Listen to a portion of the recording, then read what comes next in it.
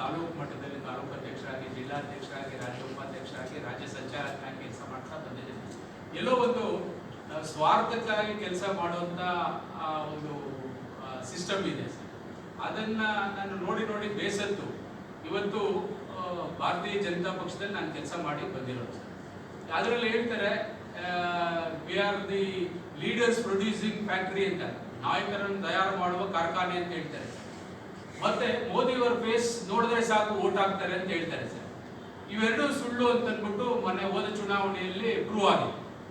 ಹೇಗೆ ಅಂತಂದ್ರೆ ಇವತ್ತು 28 ಕಾನ್ಸ್ಟಿಟ್ಯೂನ್ಸಿಗಳಲ್ಲಿ, ಲೋಕಸಭಾ ಕ್ಷೇತ್ರಗಳಲ್ಲಿ ಇಲ್ಲಿಗೆ ಇಂಪೋರ್ಟ್ ಮಾಡಿದ್ದಾರೆ, ಅಲ್ಲಿಂದ ಎಕ್ಸ್ಪೋರ್ಟ್ ಮಾಡಿದ್ದಾರೆ. ಇಂಪೋರ್ಟ್ ಅಂಡ್ ಎಕ್ಸ್ಪೋರ್ಟ್ ಬಿಸ್ನೆಸ್ ಅಲ್ಲಿ ಇರೋ ನಾಯಕರನ್ನೇ ಮುಧೋಳ್ನಿಂದ ಚಿತ್ರದುರ್ಗ ಕಳಿಸ್ತಾರೆ, ಇಲ್ಲಿ ವಿಜಯನಗರದಿಂದ ಚಾಮರಾಜನಗರಕ್ಕೆ ಕಳಿಸ್ತಾರೆ, ಚಾಮರಾಜನಗರದಿಂದ ತುಮಕೂರು ಕಳಿಸ್ತಾರೆ, ಹುಬ್ಳಿಯಲ್ಲಿ ಸೋತಂತ ಜಗದೀಶ್ ಶೆಟ್ಟರ್ನ ಬೆಳಗಾಂ ಕಳಿಸ್ತಾರೆ.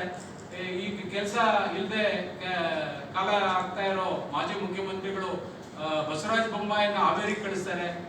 ಈ ಮೊಳಕಾಲ್ಮೂರಲ್ಲಿ ಸೋತಂತ ಶ್ರೀರಾಮುಲನ್ನ ಬಳ್ಳಾರಿಗೆ ಕಳಿಸ್ತಾರೆ. ಇವ್ರಿಗೆ ಯಾರು ನಾಯಕರು ಇಲ್ವಾ ಸರ್? ಒಂದು ಅಂದ್ರೆ ನಾಯಕರಿಲ್ಲ ಅಂತ ಇವರು ಒಪ್ಕೊಬೇಕು. ಇನ್ನೊಂದು ಮೋದಿಯವರ ಮುಖ ನೋಡಿದ್ರೆ ಎಂತವರು ವೋಟ್ ಹಾಕ್ತಾರೆ ಅಂತ. ಇಡೀ 28 ಕಾನ್ಸ್ಟಿಟ್ಯೂನ್ಸಿಯಲ್ಲಿ ಒಂದು 2 ಉದಾಹರಣೆಗಳು ಬಿಟ್ರೆ ಇನ್ನೆಲ್ಲ ಕೊಟ್ಟಿರೋರು ದುಡ್ಡಿರೋರಿಗೆ ಸರ್. ದುಡ್ಡಿರೋರಿಗೆ ಅಂದ್ರೆ ಕೋಟಿಗಳು ಖರ್ಚು ಮಾಡಬೇಕು ಅಂದ್ರೆ ಪೀನಟ್ಸ್ ಅಂತಾರೆ, ಆ ತರ ಇರೋರಿಗೆ ಕೊಟ್ಟಿರೋದು. ಅದರಿಂದ ಮೋದಿಯವರ ಮುಖಚೇರಿಯ ಮೇಲೆ ನೀವು ವೋಟ್ ಗೆದ್ದಿಲ್ಲ, ನೀವು ದುಡ್ಡಿರೋರ್ಗೂ ಕೊಟ್ಟಿದ್ದೀರಾ, ಇದು ವರ್ಕ್ ಮಾಡಿರ್ಬೋದು ಅನ್ನೋ. ಅಲ್ಲ, ನೀವು ಮಾತಾಡ್ತಿರೋದು ಪೊಲಿಟಿಕಲ್ ಅಲ್ಲ, ಆದ್ರೆ ಬೇಸಿತ್ ಅವ್ರು ಕೇಳಿದ್ರು, ಕ್ವಶನ್ ಕೇಳಿದ್ರು ಏನಕ್ಕೆ ನಿಮ್ಗೆ ಈ ರೀತಿ ಬರೋದಕ್ಕೆ ಏನ್ ಕಾರಣ ಅಂತ. ಪೊಲಿಟಿಕಲ್ ಆಗಿ ನೀವು ಏನಾಗ್ತಾ ಇದೆ ಅಂತ ಹೇಳಿದ್ರೆ, ಬಟ್ ರೈತರೆಲ್ಲ ಬೇಸತ್ತು ನಾನು ಈಚೆ ಬಂದು ರೈತ ಸಂಘಟನೆ ನಾನು ತೊಡಗಿಸ್ಕೊಂಡಿದ್ದೀನಿ ಅಂತ. ರೈತ ಸಂಘಟನೆಗಳಲ್ಲಿ ಸ್ವಾರ್ಥಕ್ಕೆ ಕೆಲಸ ಮಾಡಲ್ಲ ಅಂತ ಏನಾದ್ರು ಸರ್ ನೋಡಿ, ಒಳ್ಳೆ ಕ್ವಶನ್ ಕೇಳಿದ್ರಿ. ಈಗ ನೋಡಿ, ನಾನು ಸಂಚಾಲಕನಾಗಿ ಕೆಲಸ ಮಾಡ್ತಾ ಇದ್ದೀನಿ, ಹತ್ತಿರದಿಂದ ನೋಡುತ್ತಾ ಇದ್ದೀನಿ.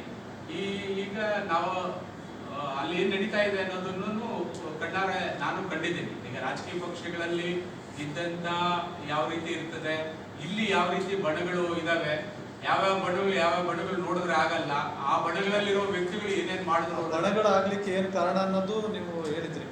ಪೊಲಿಟಿಕಲ್ ಆಗಿ ಏನು ಇದ್ದಿದೆಯೋ ಅದೇ ಇಶ್ಯೂಗಳು ಅಲ್ಲೂ ಇದೆ ಸರ್. ಇದನ್ನೆಲ್ಲ ಮೆಟ್ಟಿ ಒಂದು ಅದಕ್ಕೆ ನಾನು ಹೇಳಿದ್ದು, ಈಗ ಹೋರಾಟಗಳ ಬದುಕಿನ ಜೊತೆಗೆ ಏನಾದ್ರೂ ಒಂದು ಒಳ್ಳೆ ಕೆಲಸ ಮಾಡೋಣ ಅಂತ ಸರ್. ಹೋರಾಟಗಳು ನಿತ್ಯ, ಅದು ಒಂದು ಸಂಘಟನೆ ರೂಪುಗೊಂಡ ಮೇಲೆ ಹೋರಾಟಗಳು ಸಹಜ ಸರ್.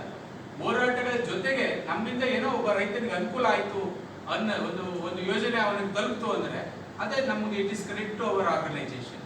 ಆ ರೀತಿ ಒಂದು ಭಿನ್ನವಾಗಿ ಒಂದು ಕೆಲಸ ಮಾಡೋಣ ಅಂತ ಒಂದು ಹೊಸ ಪ್ರಯತ್ನದ ಮೂಲಕ ಈ ಒಂದು ಸಂಘಟನೆ ಹುಟ್ಟುಹಾಕ್ತಾ ಇದೆ.